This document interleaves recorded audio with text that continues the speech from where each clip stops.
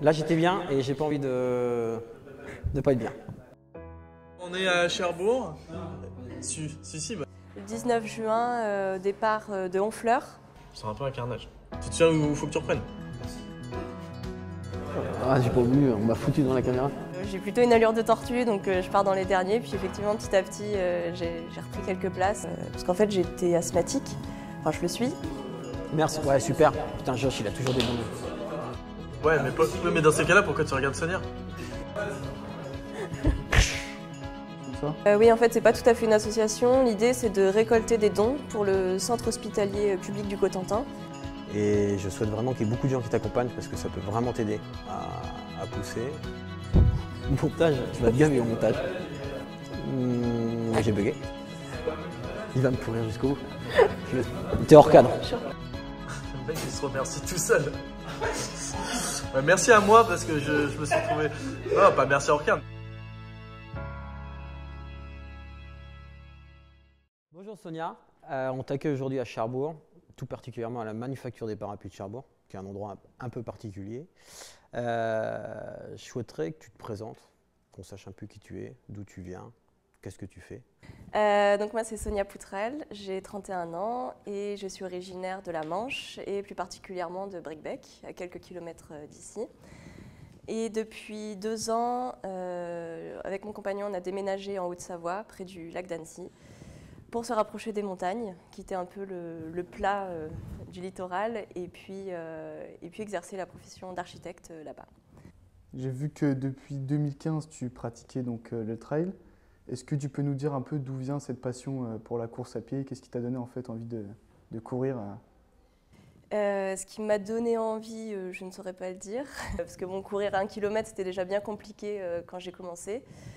Mais je m'y suis mise tant bien que mal, une fois de plus, avec mon compagnon qui courait déjà pas mal, donc autant essayer de partager un peu de temps ensemble. Et puis petit à petit, je me suis mise au trail grâce à un autre ami qui courait déjà depuis très longtemps et qu'on avait suivi sur une des courses dans les Vosges. Et voilà, on s'est pris au fur et à mesure du temps à découvrir les sentiers, les montagnes, autre chose que de courir sur du bitume. Donc voilà, je me suis mise petit à petit à allonger les distances. J'ai cru voir sur ces dernières années 2 petites sorties, à 200 km je crois, et une petite balade tranquille, qui était plus dans les Vosges, c'est ça? C'est ça. C'est-à-dire, tu peux m'en dire plus? Ouais, c'était en septembre dernier, donc c'était un 200 bornes qui partait à côté de Remiremont, enfin voilà, une boucle de 200 bornes. Qui a duré un peu moins de 48 heures. Et effectivement, je ne suis pas une rapide. J'ai plutôt une allure de tortue, donc je pars dans les derniers. Puis effectivement, petit à petit, j'ai repris quelques places. Et puis voilà. Et tu as réussi à gagner, c'est ça, non? Ouais, première féminine. Et puis un top 30 à peu près au scratch. Donc, Et en étant un peu plus local, tu as fait les 100 km de la Bargeau, c'est ça? C'est ça, c'était 94. Avec un podium, non? Oui, c'était il y a 1 an et demi, 2 ans, 1 an et demi. Donc oui, la Bargeau, course locale, ultra trail locale, une organisation aux petits oignons. Pareil, tout doucement à remonter les places. Et puis ouais, j'avais fini 3e féminine. Une très jolie course. Il y a toutes distances confondues. Donc c'est une belle manière de découvrir la région. Ouais. Donc là, on parle course à pied. On n'est pas là par hasard. Je pense que tu as quelque chose à nous dire. On est à un mois de quelque chose qui est assez particulier pour toi, qu'aucune femme n'a fait, je crois, si je me trompe, tu me reprendras.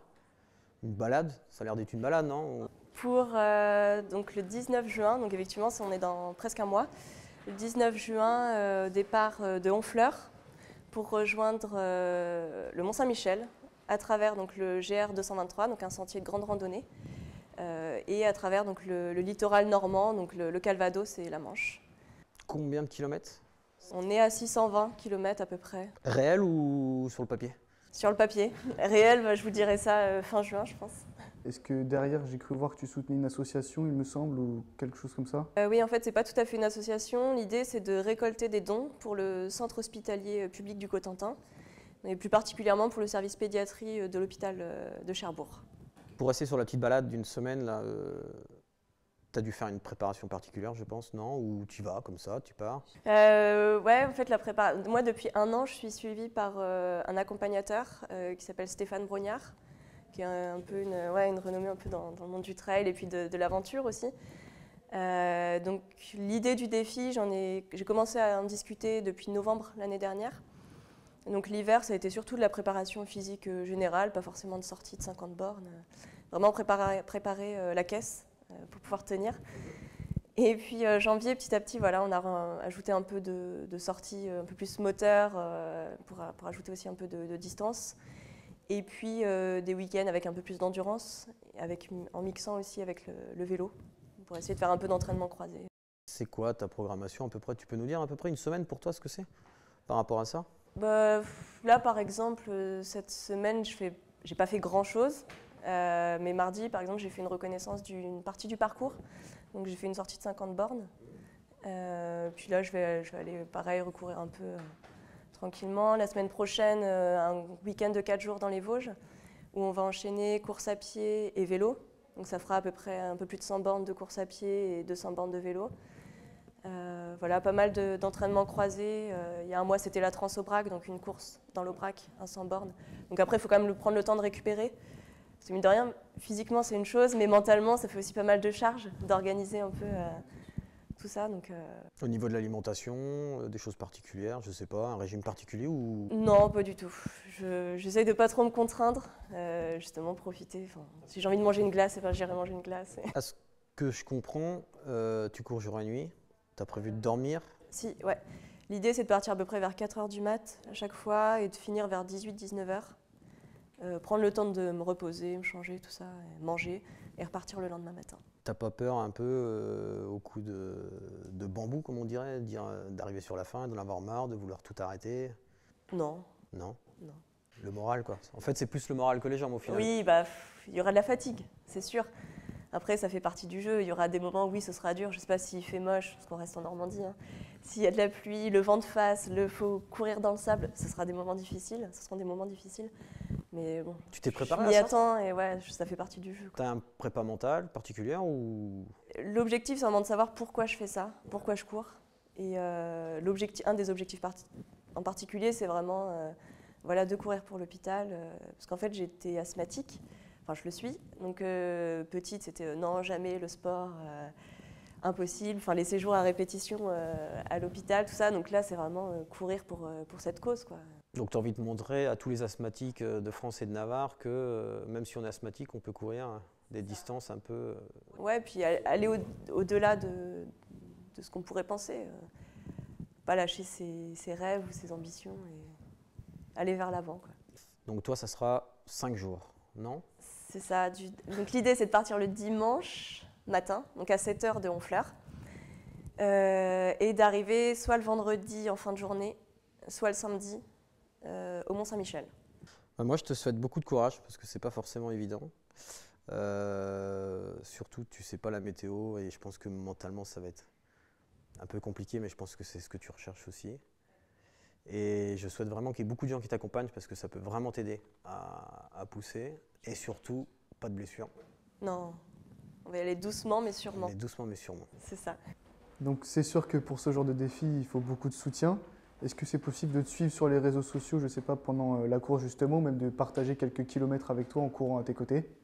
Oui, c'est une bonne question, parce qu'effectivement, dernièrement, là, j'ai mis en place une page événement Facebook, donc ouverte à tous, qui est publique, qui permettra à chacun de partager sur l'événement, et surtout, il y aura en ligne un lien Open Runner qui permettra de me suivre toutes les 20 minutes, voir le petit bonhomme qui avance par rapport au tracé prévu.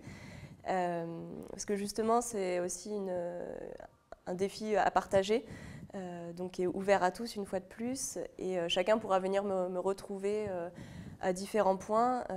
Et à ce sujet, justement, il y a toute une partie logistique, parce que donc, je vais faire les 620 bornes toute seule en courant, de A à Z, mais on peut me retrouver et il y aura un suivi en van, donc avec ma mère et mon compagnon, qui me retrouveront tous les 20 km pour que je puisse boire, manger, me reposer, la petite sieste du midi et du soir. Donc ça, ouais, on pourra me retrouver avec ça. Et de la même manière aussi, j'ai fait faire une affiche qui sera diffusé prochainement, avec justement qui reprend ces différents éléments-là. Là, on parle de soutien moral et tout ça, mais je pense que tu as d'autres soutiens à côté ou des partenaires non, qui t'accompagnent pour ce défi. Effectivement, oui. Sans eux, je pense que ce serait compliqué. Il y a par exemple, notamment le magasin Endurance Shop de Caen, qui m'a apporté beaucoup de soutien à travers des dotations diverses et variées. Et il y a aussi la marque de vêtements Huglot, qui m'a apporté aussi tout l'équipement vestimentaire. Après, tu fais ça, c'est bien, mais tu n'as pas une cagnotte où il n'y a pas des… Oui, aussi, effectivement, j'ai mis en place 2 cagnottes dissociées. Une première pour la partie logistique, parce que la location du van, c'est une chose, mais il y a aussi le gasoil, l'essence et ce qui s'ensuit. Donc ça, j'ai fait une première cagnotte, et il y a une deuxième cagnotte, plus vraiment destinée pour les dons pour le centre hospitalier public du Cotentin. Merci Sonia pour cette petite interview. J'espère qu'on pourra venir faire des kilomètres avec toi. Volontiers. Pour ça, on mettra les liens en description, que ce soit tes liens Facebook, Open Runner, les 2 cagnottes, c'est ça, hein, tu m'as bien dit, 2 cagnottes. S'il fait beau, je viendrai. S'il pleut, je prendrai un petit parapluie, histoire d'eux. On va se couvrir. Et puis, je te souhaite du courage. Merci à vous. Je pense que déjà, c'est une bonne première chose. C'est une bonne chose. Merci d'avoir suivi ce hors-cadre et rendez-vous pour suivre Sonia sur le littoral normand.